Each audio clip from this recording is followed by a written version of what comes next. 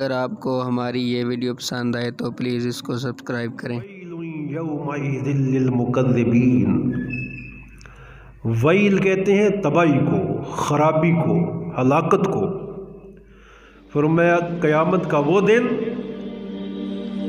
دن ایسا ہے کہ جو منکرین کے لیے، کاذبین کے لیے اور کافرین کے لیے، فاسقین کے لیے، گستاخوں کے لیے، فرمایا وہ خوشی کا دن نہیں ہے، وہ خرابی کا دن ہے۔ ویل یومئذ للمکذبین، جس دن جھٹلانے والوں کے لیے تباہی ہوگی، ان کو ہلا ہلا کے رکھ دیا جائے گا، عذاب میں مبتلا کر دیا جائے گا، ہیبت اور جلال ان پر چھایا ہوگا، ایک لمحہ کے لیے بھی ان کو سکون نہیں ہوگا۔ فرمایا خرابی ہے، ہلاکت ہے اس دن جھٹلانے والوں کے لیے۔ اور سورہ الواقعہ کے اندر اللہ تعالیٰ نے فرمایا اذا وقعت الواقعہ لیس لوقعتها کاذبہ خافضۃ رافعہ۔ فرمایا قیامت کے دن کی نشانی یہ ہے کہ یہ خافضۃ رافعہ ہے، یہ کچھ طبقے ایسے ہوں گے کہ قیامت ان کو ذلیل کر دے گی اور نیچے کر دے گی اور گرا دے گی، اور کچھ طبقے ایسے ہوں گے جن کو اٹھا کر اوپر کر دے گی۔ یہ خافضہ بھی ہے، گرانے والی بھی ہے، رافعہ بھی ہے، اٹھانے والے بھی ہے۔ اور دنیا کے اندر بے شمار ایسے لوگ ہیں جو جھک کر نیچے سے چیز نہیں اٹھاتے، اپنے آپ کو اتنا اونچا سمجھتے ہیں، اور دنیا میں رہتے ہوئے اپنی نمود و نمائش اور تکبر اور غرور کی وجہ سے اپنے آپ کو بہت بلند سمجھتے ہیں اور اپنا بڑا مقام اونچا سمجھتے ہیں، لیکن زندگی ان کی اللہ تعالیٰ کی بارگاہ میں بغاوت اور سرکشی کی زندگی ہے۔ اپنی مرضی سے چلتے ہیں، اپنی مرضی سے اٹھتے ہیں اور اپنی مرضی کی من مانی کی زندگی بسر کرتے ہیں، اور دنیا کے اندر دنیا والوں میں بڑا اونچا مقام رکھتے ہیں۔ فرمایا قیامت کا دن ایسے لوگوں کو پست کر دے گا، ذلیل کر دے گا اور گرا دے گا اور نیچے کر دے گا۔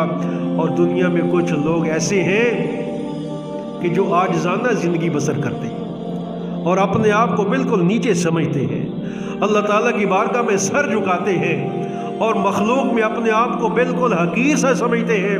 فرمایا جو اس طرح زندگی بسر کرے، قیامت کا دن ہوگا تو دنیا کے اندر رہتے ہوئے عاجزانہ زندگی بسر کرنے والے، قیامت ان کو اٹھا کر اتنا اوپر کر دے گی، انہیں رافعہ تک پہنچا دے گی، ان کا مقام رافع بن جائے گا، اوپر ہو جائے گا مقام۔ اور یہ انصاف کا دن ہے۔ پھر ارشاد فرمایا یوم تبیض وجوہ وتسود وجوہ، وہ دن جس دن کچھ چہرے سیاہ ہوں گے اور کچھ چہرے سفید ہوں گے۔ یوم تبیض وجوہ وتسود وجوہ، کچھ چہرے سیاہ ہوں گے، کچھ چہرے سفید ہوں گے قیامت کا دن۔ اور پہلی نشانی کیا بیان فرمائی؟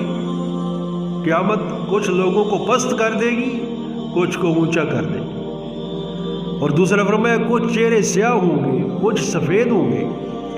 اب جو دنیا کے اندر سفید ہے وہ قیامت کے دن سفید ہو، یہ تصور ہو کہ دنیا کے اندر جو سفید ہے قیامت کے دن بھی وہی سفید ہوگا، دنیا کے اندر جو سیاہ ہے قیامت کے دن بھی وہ سیاہ ہوگا۔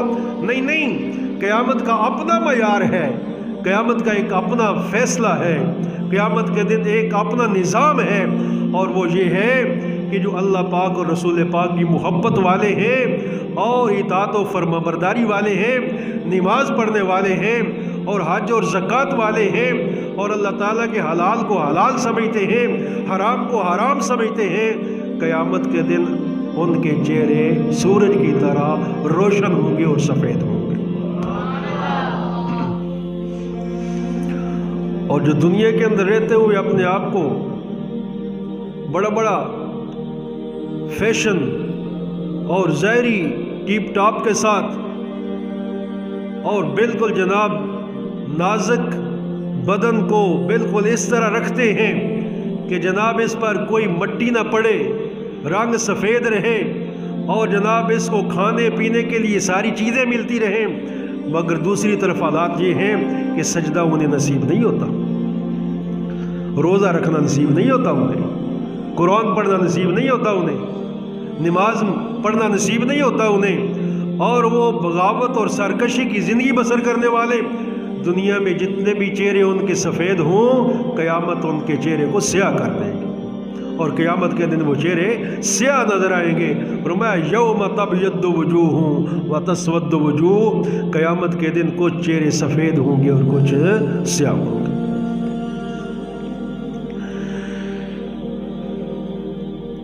कई लोग ऐसे हैं कि जिनके रंग गंधमी होते हैं, लेकिन नमाज की बरकत से उनके चेहरों पर जाज़बियत होती है, एक कुदरती नूर होता है, दुनिया में भी उनकी एक पहचान होती है। और क़यामत का दिन तो ऐसा होगा कि अल्लाह ताला अपने ख़ास बंदों और अपने महबूब के ग़ुलामों को इतना रुतबा अता फरमाएगा कि उनके चेहरे 14वीं रात के चाँद की तरह चमक रहे होंगे।